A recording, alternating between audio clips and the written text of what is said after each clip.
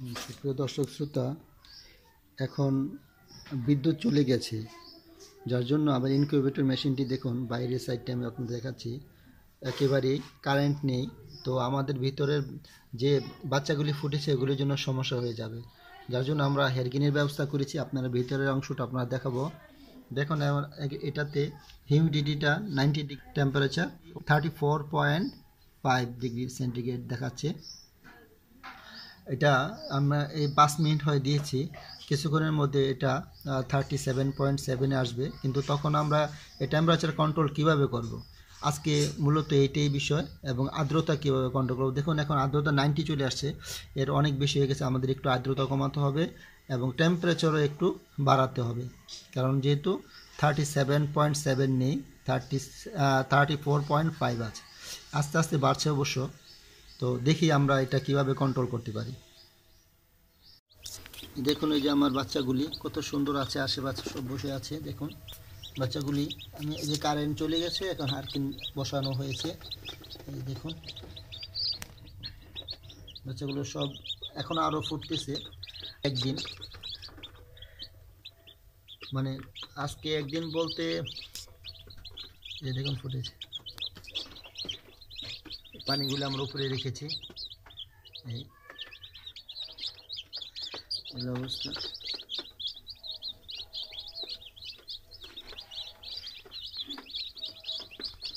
দর্শক শ্রোতা, এই কাজটা করতে গিয়ে আমাদের একটা দুর্ঘটনা ঘটেছিল। আমাদের এই পানির পাত্রগুলি নিচে ছিল। তো এরকম একটা পাত্র নিচে যখন ছিল, তখন এই পাত্রটা আমি আপনাদের দেখাচ্ছি। এই পাত্রটাতে বাচ্চা এসে পানিতে পড়ে গিয়েছিল। দেখেন বাচ্চাটা মারা গিয়েছে। এখন এটাকে আমরা সরিয়ে দিচ্ছি, এবং পানির পাত্রগুলি এরকম রাখা যাবে না, উপরে ওঠানোর ব্যবস্থা করতে হবে।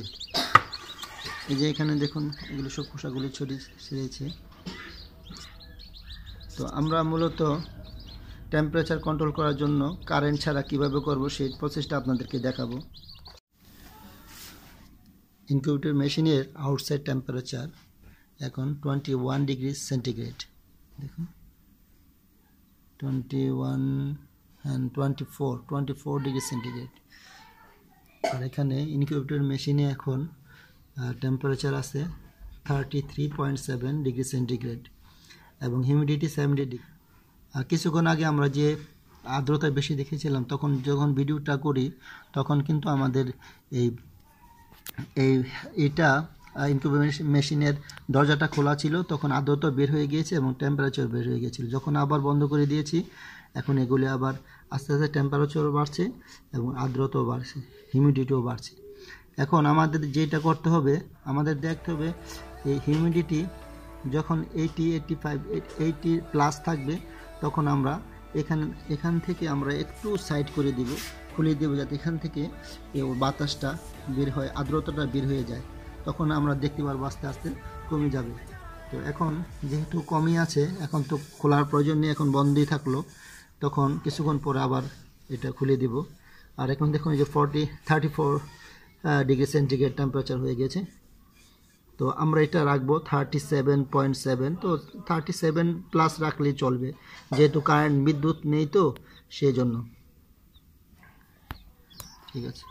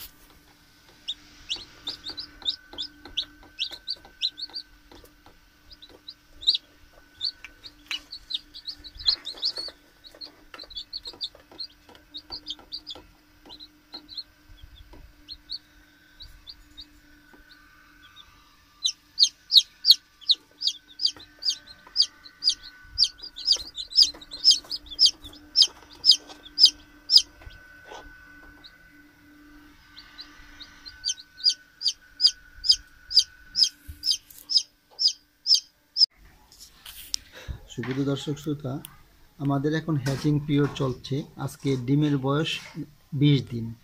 তো সেই হিসাবে আমাদের প্রায় 95% ডিম বাচ্চা হয়ে গিয়েছে।